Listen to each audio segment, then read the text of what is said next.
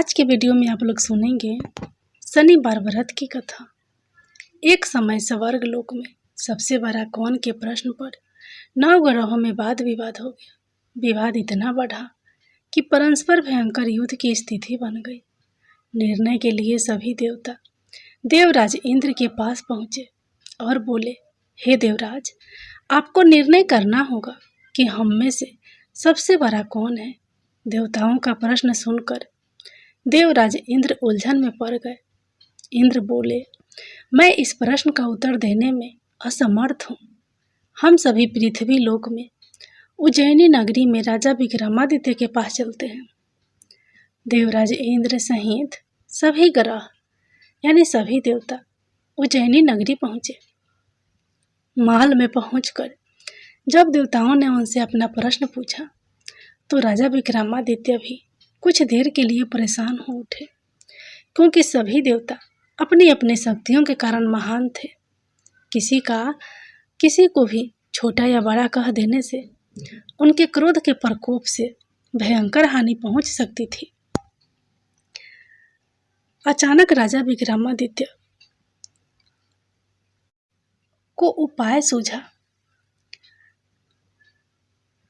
और उन्होंने विभिन्न धातुओं स्वर्ण, रजत, कांसा, तांबा, सीसा, रंगा, जस्ता, आभरक व लोहे के 9 आसन बनवाए। धातुओं के गुणों के अनुसार सभी आसनों को एक दूसरे के पीछे रखवाकर उन्होंने देवताओं को अपने अपने सिंहासन पर बैठने को कहा।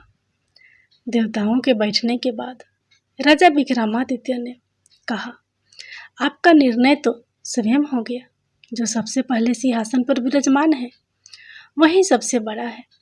राजा विक्रमादित्य के निर्णय को सुनकर शनि देवता ने सबसे पीछे आसन पर बैठने के कारण अपने को छोटा जानकर क्रोधित होकर कहा, राजा विक्रमादित्य, तुमने मुझे सबसे पीछे बैठाकर मेरा अपमान किया है। तुम मेरी शक्तियों से परिचित नहीं हो। मैं तुम्हारा सर्वनाश कर दूंगा। शनि ने कहा, सूर्य 1 राशि पर 1 महीने, चंद्रमा 2.25 महीने, चंद्रमा 2.25 दिन, मंगल 1.5 महीने, बुध और शुक्र 1 महीने, बृहस्पति 13 महीने रहते हैं। लेकिन मैं किसी राशि पर 7.5 वर्ष यानी 7.5 तक रहता हूँ। बड़े बड़े देवताओं को मैंने अपने प्रकोप से पीड़ित किया है। राम को 7.5 के कारण ही वन में जाकर रहना पड़ा और रावण को 7.5 के कारण ही युद्ध में मृत्यु का शिकार बनना पड़ा। राजा, अब तू भी मेरे प्रकोप से नहीं बच सकेगा। इसके बाद अन्य ग्रहों के देवता तो प्रसन्नता के साथ चले गए, परंतु शनि देव बड़े क्रोध के साथ वहां से विदा हुए। राजा विक्रमादित्य पहले की तरह ही न्याय करते रहे। उनके राज्य में सभी स्त्री पुरुष बहुत आनंद से जीवन यापन कर रहे थे। कुछ दिन ऐसे ही बीत गए। उधर शनि देवता अपने अपमान को भूले नहीं थे। विक्रमादित्य से बदला लेने के लिए एक दिन शनि देव ने घोड़े के व्यापारी का रूप धारण किया और बहुत से घोड़ों के साथ उज्जैनी नगरी पहुंचे।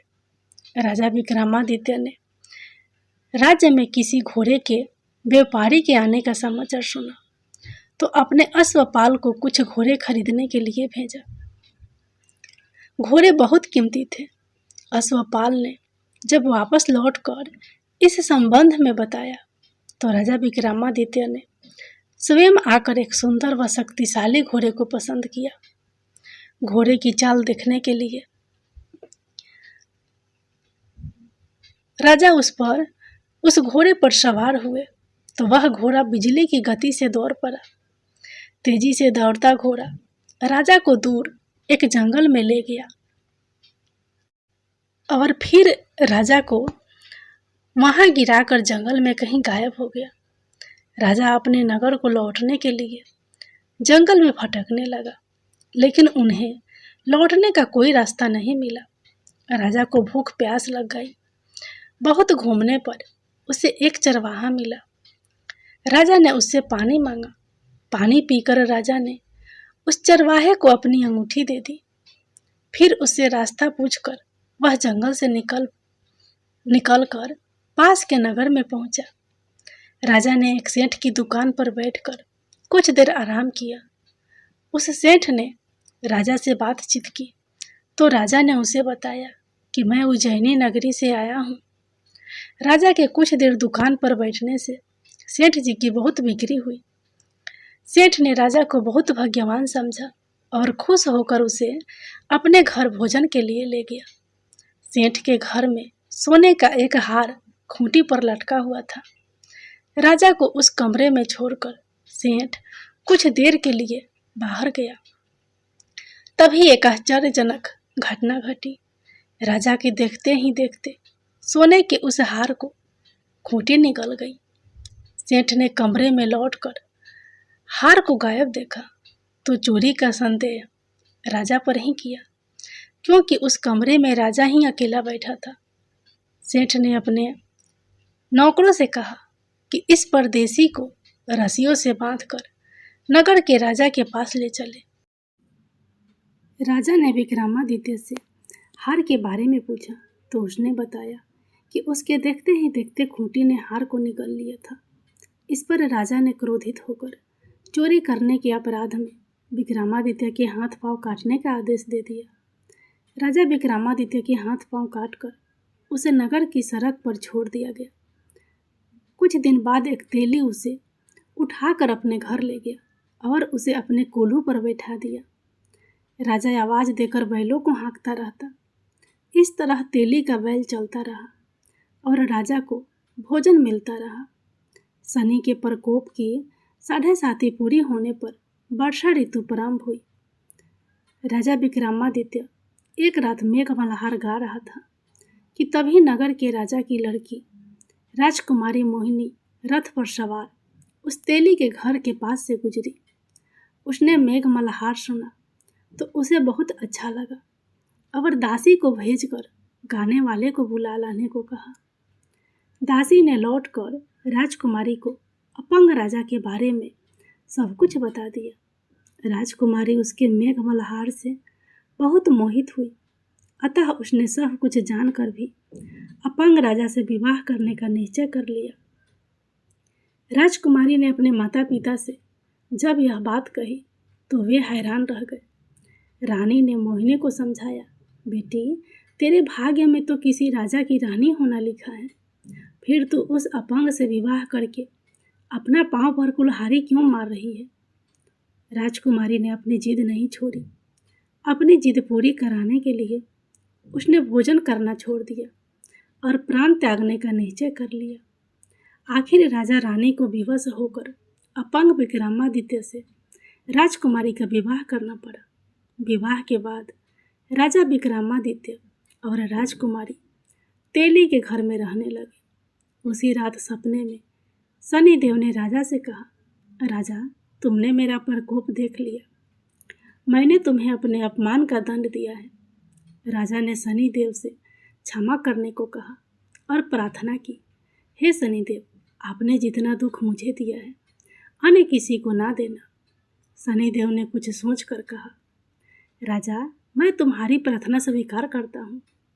जो कोई स्त्री पुरुष मेरी पूजा करेगा, शनिवार को व्रत करके मेरी व्रत कथा सुनेगा, उस पर मेरी अनुकंपा बनी रहेगी। प्रातःकाल राजा विक्रमादित्य की नींद खुली तो अपने हाथ पांव देखकर राजा को बहुत खुशी हुई। उसने मन ही मन शनिदेव को प्रणाम किया। राजकुमारी भी राजा के हाथ पांव सही सलामत देखकर आश्चर्य में डूब गई। तब राजा विक्रमादित्य ने अपना परिचय देते हुए शनिदेव के प्रकोप की सारी कहानी सुनाई। सेठ को जब इस बात का पता चला तो दौड़ता हुआ तेली के घर पहुंचा और राजा के चरणों में गिरकर क्षमा मांगने लगा। राजा ने उसे क्षमा कर दिया, क्योंकि यह सब तो शनिदेव के प्रकोप के कारण हुआ था। सेठ राजा को अपने घर ले गया और उसे भोजन कराया। भोजन करते समय वहाँ एक आश्चर्यजनक घटना घटी। सबके देखते देखते उस खूंटी ने हार उगल दिया। सेठ जी ने अपनी बेटी का विवाह भी राजा के साथ कर दिया और बहुत से स्वर्ण आभूषण धन आदि देकर राजा को विदा किया। राजा विक्रमादित्य राजकुमारी मोहिनी और सेठ की बेटी के साथ उज्जैनी पहुंचे तो नगर वासियों ने हर्ष से उनका स्वागत किया। अगले दिन विक्रमादित्य ने पूरे राज्य में घोषणा करवाई